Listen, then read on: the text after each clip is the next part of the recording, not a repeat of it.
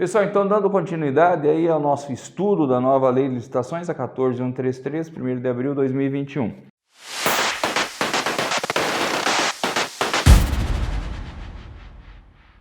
O artigo 6º trata das conceituações. O inciso 20 aqui, estudo técnico preliminar, documento constitutivo da primeira etapa do planejamento de uma contratação que caracteriza o interesse público envolvido e a sua melhor solução.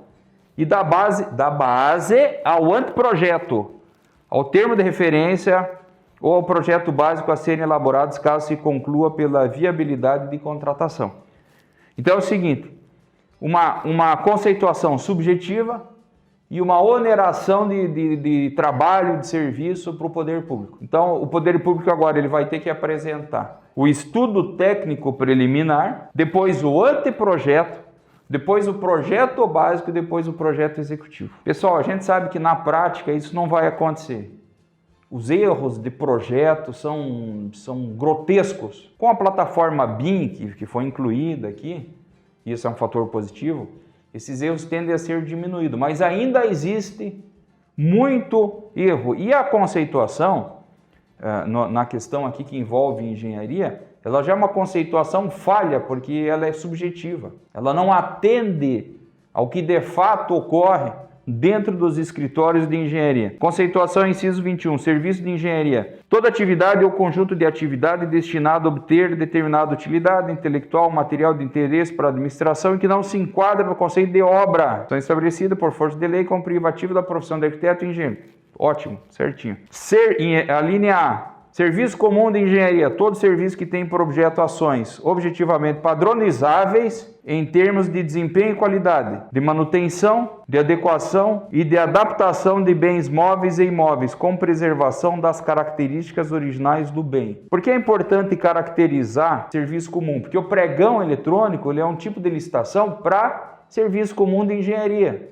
Só que essa caracterização não serviu para nada. Os caras escrevem numa linha jurídica, a conceituação de engenharia ela fica na mesma. Você consegue aplicar para tudo, fica 0 contra 0. Serviço especial de engenharia, para diferenciar da linha anterior, que era o serviço comum de engenharia. Aquele que por sua alta heterogeneidade ou complexidade não pode se enquadrar na definição constante da linha A desse inciso. Quer dizer, a primeira conceituação já é uma porcaria e a segunda exclui tudo que está na primeira.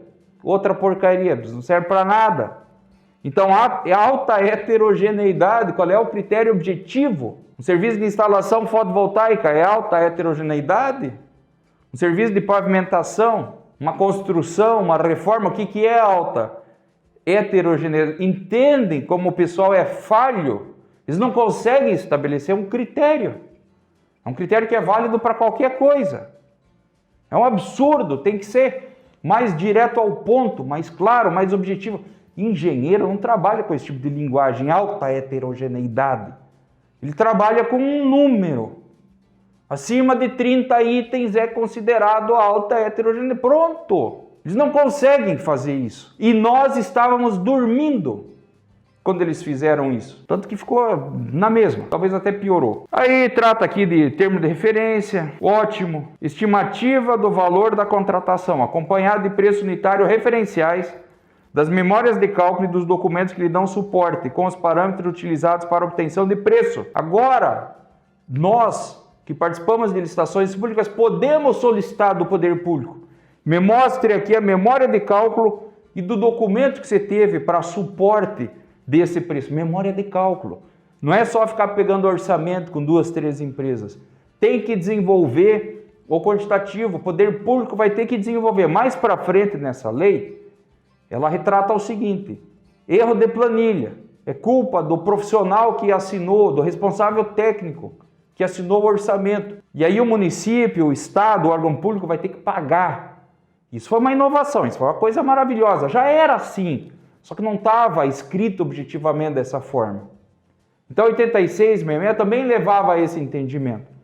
Mas os órgãos diziam, não, você tinha que ter visto isso antes. Olha, bobagem. E onde é que ficava o princípio do fazer bem feito, da justa remuneração? Um empreiteiro, que é visto muitas vezes como o capitalista selvagem, ele tinha que tirar do bolso dele. por um erro cometido pela administração, que teve 6, 7, 8, 9 meses para orçar um objeto. Quem tinha que fazer a revisão era o cara que ia participar. Só ele tinha que pagar do bolso dele. Agora, pelo menos, isso ficou claro. E daí a administração vai cobrar do responsável técnico. Ou seja, não vai cobrar nunca. Bom, mas eu vejo pelo menos como uma coisa justa. Anteprojeto. Estudo preliminar, agora a definição. Inciso 24, anteprojeto. Peça técnica com todos os subsídios necessários à elaboração do projeto básico, que deve conter no mínimo os seguintes elementos: demonstração e justificativa do programa de necessidade, avaliação de demanda do público-alvo, motivação técnico-econômico-social do empreendimento, visão global dos investimentos e definições relacionadas ao nível de serviço desejado. Eu quero ver se vão fazer isso daí. Aqui já está mais claro, está mais objetivo.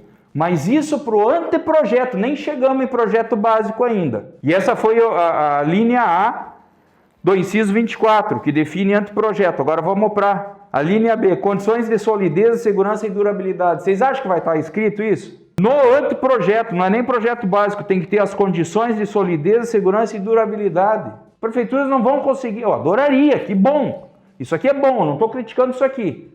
Só estou dizendo que não vão fazer. E que você pode impugnar o edital porque não tem isso. Prazo de entrega, olha, a linha D, estética do projeto arquitetônico, traçado geométrico, projeto da área de influência quando cabível. Provavelmente um estudo de impacto de vizinhança, tá bom? A linha E, parâmetro de adequação do interesse público, economia na utilização, facilidade de execução, impacto ambiental e acessibilidade. Tá bom, é subjetivo, mas tá bom. A linha F, proposta de concepção da obra ou serviço de engenharia. A linha G, projetos anteriores ou estudo preliminar que embasaram a concepção proposta. Isso já estava na conceituação de projeto preliminar. A linha H, levantamento topográfico cadastral e parecer de sondagem. Muito bem. Não faziam sondagem. Agora tem que ter, no anteprojeto, tem que ter a sondagem. A linha J, memorial descritivo dos elementos da edificação, dos componentes construtivos e dos materiais de construção, de forma a estabelecer padrões mínimos para a contratação. Isso aqui é maravilhoso. A lei é ruim, mas isso aqui é maravilhoso. Não vão fazer, e você tem tudo agora para impugnar o edital. Você nem precisa escrever muita coisa, não. Pessoal, me passa aqui o que vocês têm aí do artigo 6º, inciso 24, a linha A, J. Duvido. Que bom que se tiverem. Não vão ter. Inciso 25. Aqui começa o nosso pesadelo. Projeto básico. Olha a tentativa deles conceituarem projeto básico. Conjunto de elementos necessário e suficiente. Olha só, projeto básico. Com nível de precisão adequado para definir e dimensionar obra ou serviço ou complexo de obra e serviço, objeto da licitação. Elaborado com base na indicação do estudo técnico preliminar. Estudo técnico preliminar, anteprojeto e agora entra um projeto básico, que assegure a viabilidade técnica, o tratamento adequado do impacto ambiental do empreendimento, que possibilite a avaliação do custo da obra. Então já tem que ter o orçamento, e o orçamento não pode ser estimativa. O orçamento tem que ser pautado na composição unitária dos custos. Eles não fazem isso. E definição dos métodos e prazos de execução, devendo conter os seguintes elementos. Eu estou falando de projeto básico ainda. Levantamento topográfico cadastral, isso já estava antes. No anteprojeto, sondagem, ensaio geotécnico, não fazem. Tem que começar a fazer. Tem que cobrar isso daí. Nós sempre fomos saco de pancada desses caras. Está na hora de virar esse jogo. Ensaio e análise laboratorial, estudo socioambiental e demais dados de levantamento necessário para a execução da solução escolhida. Inclusive o ensaio de impacto de vizinhança. Não é necessariamente o EIV, aquele enorme, com equipe multidisciplinar, mas pelo menos o preliminar de vizinhança. A linha B, eu estou falando do quê? Projeto básico, inciso 25.